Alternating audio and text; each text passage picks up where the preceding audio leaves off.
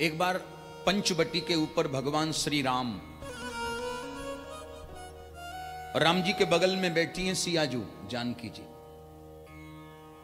लखनलाल जी पुष्प लेने को गए, फूल तोड़ने को गए, तो राम जी ने जानकी से थोड़ा परिहास किया, मजाक किया। और जानकी से राम जी बोले, जानकी तुम्हें एक बात मालूम है? बोले क्या? बोले तुम्हारे चरणों से ज्यादा मेरे चरण सुंदर हैं। जानकी जी को हंसी आ गई। अपने मुंह से आप अपनी प्रशंसा कर रहे हैं? सुनो, आपसे ज्यादा मेरे चरण सुंदर हैं। क्यों?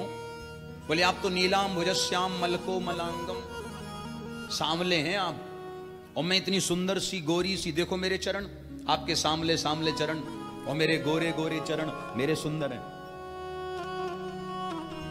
राम जी कहते हैं मेरे सुंदर, सियाजू कहती मेरे सुंदर। और यही परिहास धीरे धीरे झगड़े में बदल गया। बोलो राधे राधे। दोनों में झगड़ा शुरू हो गया। अच्छा, अब जब दो व्यक्तियों में झगड़ा होता है तो फैसला फिर तीसरा करता है। इतने में लखनलाल जी पुष्प लेके आ गए। प्रभु ये पुष्प लीजिए। भगवान ने पुष्प लिए और लखन से कहा कि लखन तुम बिल्कुल सही समय पे आए हो, एक काम करो। जी बताइए। बोले हमारा और तुम्हारी भाभी मां का झगड़ा हो रहा है। बोले किस बात पे? बोले तुम्हारी भाभी मां कहती हैं कि उनके चरण सुंदर हैं और मैं कहता हूं मेरे चरण सुंदर हैं। अच्छा, चरण किसके सुंदर हैं ये तो चरण की सेवा करने वाला ही बता सकता है।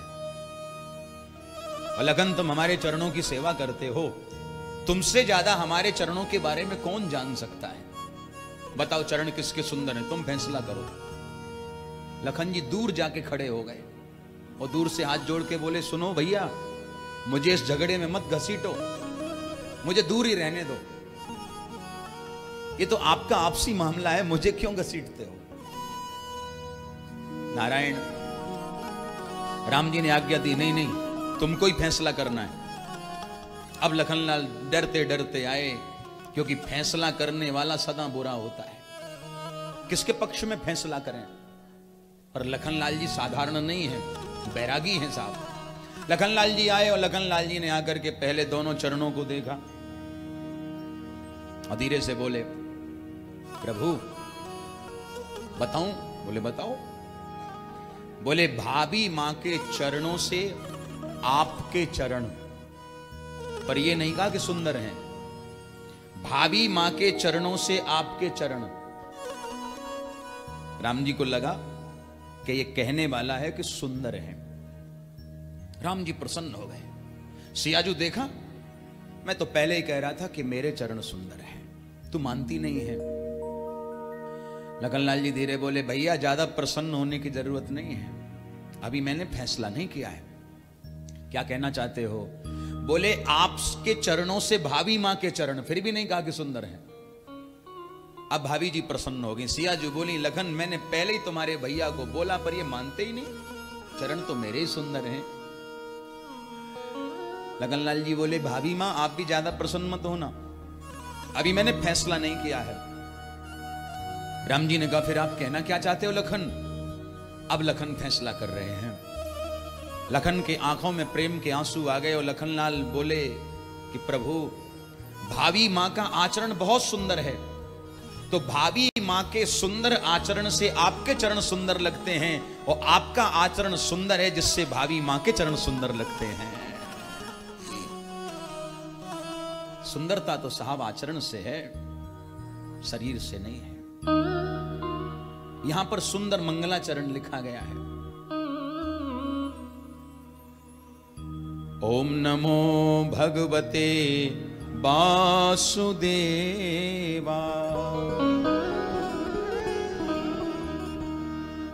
जन्माद्यस्य यतोऽन्वयादितिरतस् चार्थे स्वभिज्ञ स्वराट् तेने ब्रह्म हृदय आदि कवये मुह्यन्ति यत सूरयः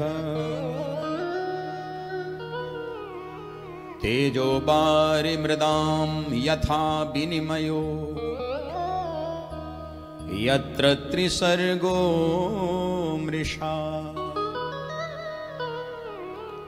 धाम्ना स्वेन सदा निरस्तकुहकम् सत्यं परं धीमहि।